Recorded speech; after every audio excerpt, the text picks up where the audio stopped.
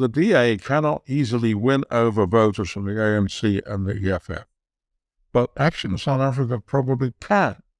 And, they need an alliance with parties like that, and the IFP and the Freedom Front, all the parties on that side, who are able to get some of those votes and to maximize the total opposition vote. R.W. Johnson is much beloved by the BizNews community, and his latest piece draws from V.S. Naipaul's Nobel Prize-winning book called A Bend in the River.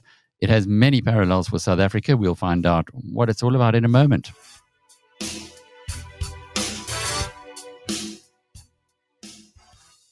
Mr. Johnson, as always, it's great to be talking with you. The piece that you wrote was a bit longer than usual, but it really covered an enormous amount of ground. I think that the reference to that book, A Bend in the River, is going to get a lot of new purchases for the Nobel Prize-winning piece, or book rather, given the subject that it covers. Well, I must say it's a very good, a very important book. Obviously, he was accused by, well, you can imagine the sort of people who dislike that, saying that he was a colonialist and a racist and so on and so forth. But I don't think that's really to be taken seriously. And the insights in that book are still very, very powerful. And it's a tremendously good read, is all I can say. Well, to win the Nobel Prize, it's got to have been very well written as well. Did you know him? No, I didn't know him at all. And he was obviously a difficult and controversial man who had strong opinions and so on. But, of course, he was an Asian from the West Indies. It was a complicated background of his own. And made us in the world of English letters, which was really quite an uphill struggle for him. But undoubtedly, very, very major talent. And much of what he writes about in that book, according to what you shared with us, chronicles a story of many of the post-colonial African transitions. And indeed, there's some parallels for South Africa as well. Indeed. And I think that one of the most interesting things in the book is the way that he has some knowledge of the president. He watches his ascent and then increasingly his loss of control over the country. At many points in the book, you feel that it's possibly the Congo he's talking about, but you're never sure.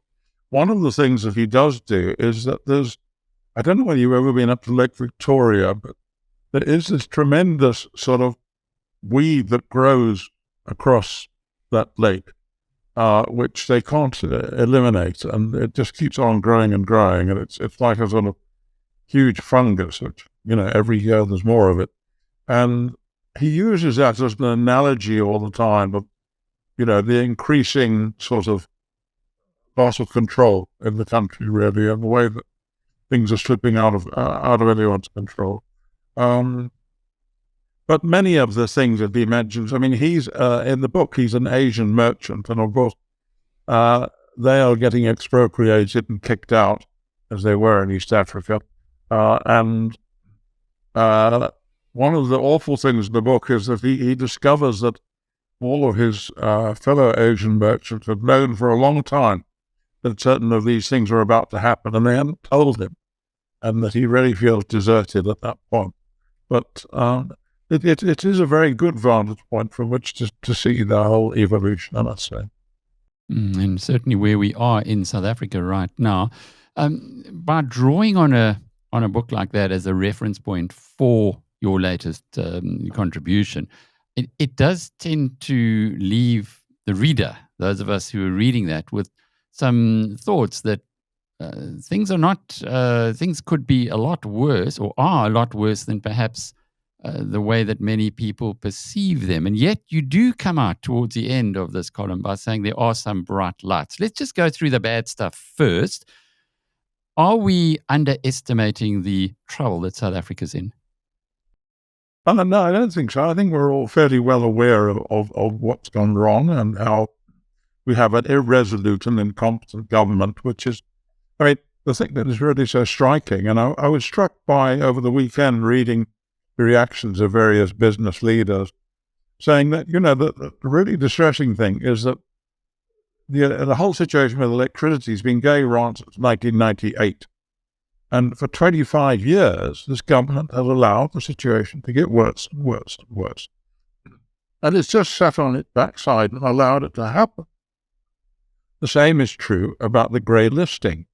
The business community warned government 5 years ago that unless they got their act together, that, something bad would happen. And now it's happened because they didn't do what they were told they needed to do. They just don't do things. And one can see a similar situation boiling up over the car industry.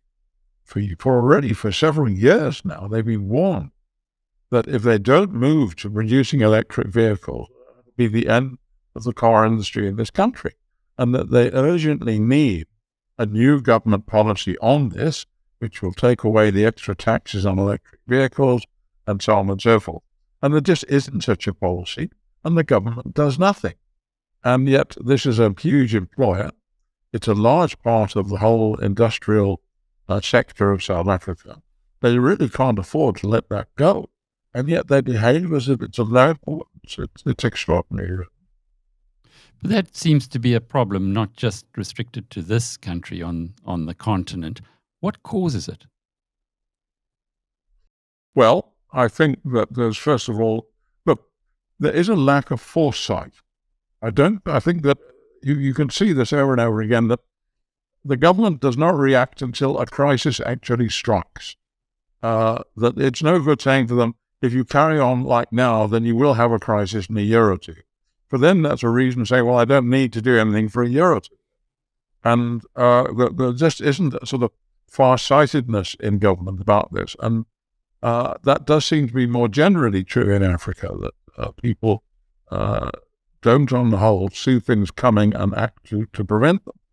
I think that otherwise, one's back to saying, look, this is a government without any experience of running a business or of management of any kind, and that they simply don't think in the ways that it's necessary if you're going to manage an industrial economy.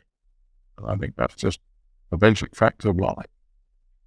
The story with Eskom and De Ruyter and his interview that when he went very public on the failings and the corruption within Eskom, perhaps is a reflection of what you're saying. Although in this case there is a crisis, and it doesn't look like a heck of a lot is being done about it, or certainly not with the urgency that it might require. No, but in particular, as I try to draw attention to that article, it's a matter of how we define the crisis, because quite clearly De Ruyter had run into the fact that there were these 4 criminal syndicates in Mpumalanga who were sucking something like R1 billion a month out of the system. And he felt that you couldn't make much progress until they were confronted and seen off.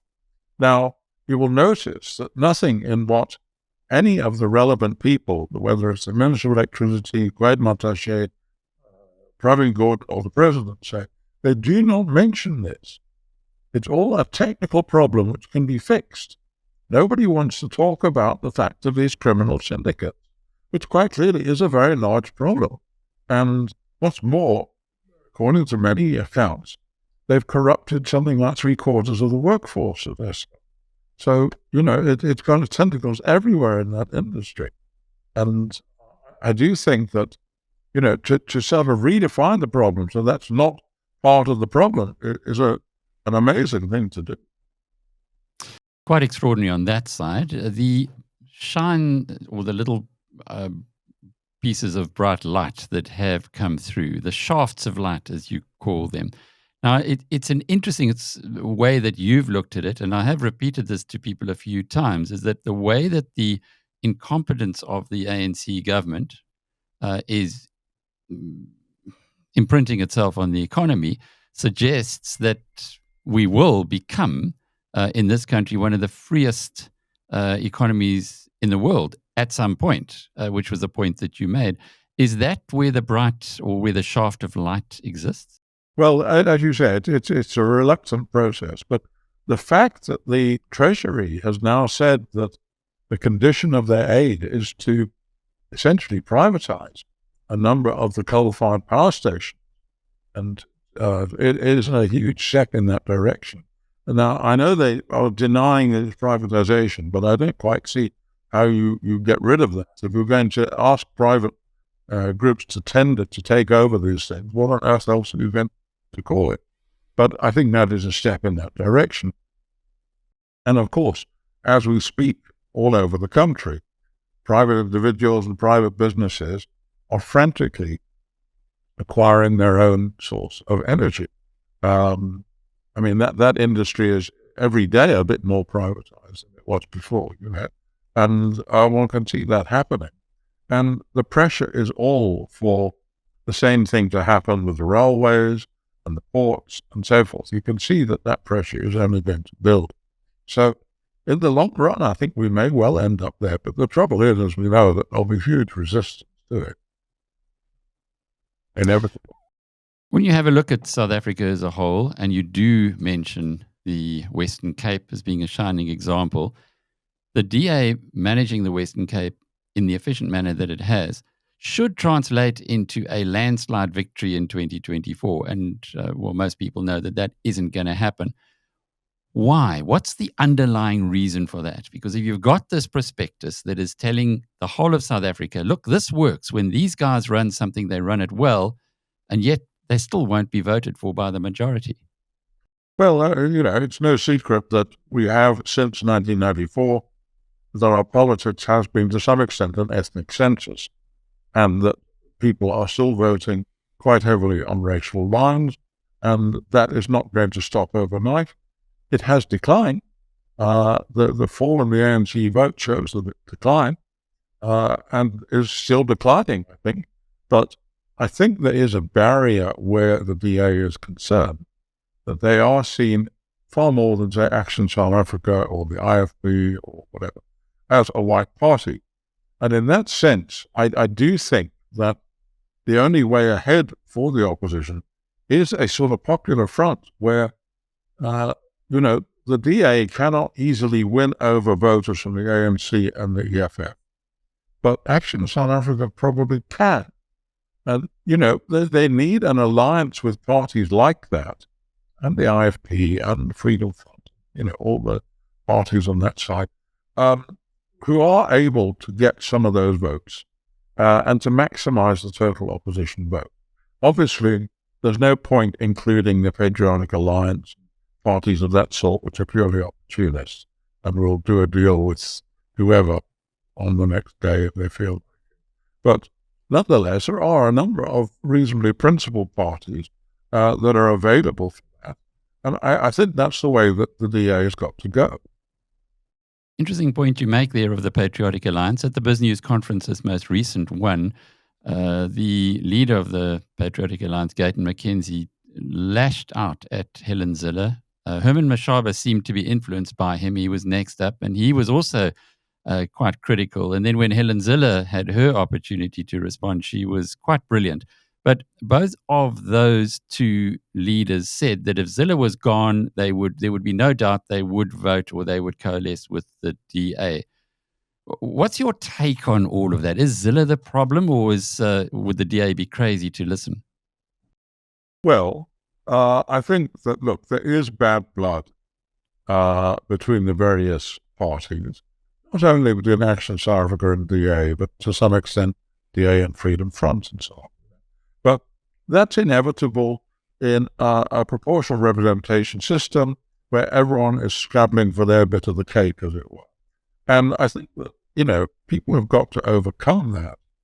I think that the focus on Zille is partly simply because she's been there so long that, by definition, she is the person against whom various people have rubbed up over time, and they've got a history of discontent with her and so forth, which they don't have in the same way with Steenhuisen or with Hill Lewis or the more recent. And in that sense, I think that, it's not her fault necessarily, but I think that she is an obstacle now in that sense. But it should not preclude the DA, and including her, from saying, look, we've got to put these things aside for the greater good, for the national interest. And I think that's possible and it should be done. In your piece, you also point towards an ANC-EFF alliance after 2024. It's something that you have mentioned a few times. It's something that some other people think is not going to happen because of the reluctance of many people in the ANC to bring the EFF back in. I'd just like to explore that a little bit with you, and why you feel so strongly that this is the most likely result after the election next year. Well, it's simply that it's a much easier thing for the ANC than a deal with the DA. A deal with the DA is a divorce from COSATU and the SOCP right away. And so you've got huge trouble with the alliance, which you don't have if you go for a party to your left like the EFF. Certainly the EFF is going to have probably 10 or 11%, the DA maybe a quarter of the vote. And, it's much easier to deal with a relatively smaller group. And that's about what you'll need anyway. Thirdly, there is simply racial politics that it's very much easier to do a deal with another African party, and particularly one that used to be part of the ANC. So I think emotionally and psychologically, it's very much easier for the ANC. And it's true that there will be a number of people in the ANC who will be very uncomfortable with an alliance with the EFF, but who would actually leave the party for that reason? Difficult to say, isn't it? And most of them would rub along, however, and happily with it. Whereas if they did a deal with the DA, I think you would find that the Triple Alliance would immediately break up. That COSATU and the SACP would say, right, well, we can't have anything to do with that. So you'd immediately have a big crisis with the ANC. So I think from that point of view, it is more likely. And yet at the same time, as I put in the article, I don't think that there is a viable government which can last any length of time in that direction. I think that a government including Malema, and where the ANC has been weakened by falling well under 50%, is where probably it's going to be run by people like Mashatile, who has got no national following at all. It's just not viable. The business community will be horrified by having the EFF in government. Solidarity, which is the most powerful of all the civil society groups, will feel similarly. There'll be a panic in the markets. I mean, you can see, it's just, it'll be a tremendous falling out of that, and a very, very unstable situation. But presumably it would also add the pressure for secession, especially from the Western Cape. Well, it would certainly trigger that. There would be more feeling of that kind. And in that regard, I mean, two things I would mention, which I didn't mention in the article. One is that, quite apart from the fact that almost all the new jobs are being created in the Western Cape, if you look at building plans passed, the Western Cape now accounts for 40% of all the country's building plans. Has gone up from 25 to 40, and that's higher than Gauteng, which is really very, very striking. It's the first time ever that the Western Cape has overtaken Gauteng in that regard. Another interesting point came just this weekend, where Jordan Hill-Lewis, the mayor of Cape Town, warned the EFF that they better have to try to stop everything from working here on March the 20th. Say, look, we're not going to stand for that. And anyone who tries to prevent offices, factories, schools, universities from working, we're going to arrest. It's just not going to happen in the Cape.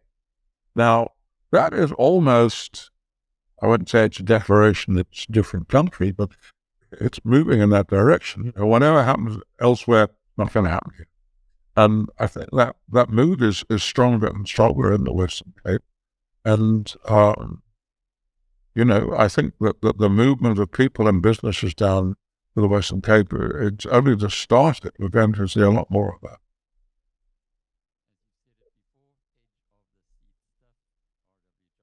A former Oxford Don. He is a analyst, political analyst, political scientist, writer, academic, and his latest piece on the way where South Africa might be going is on BizNews Premium. I'm Alec Hogg from BizNews.com.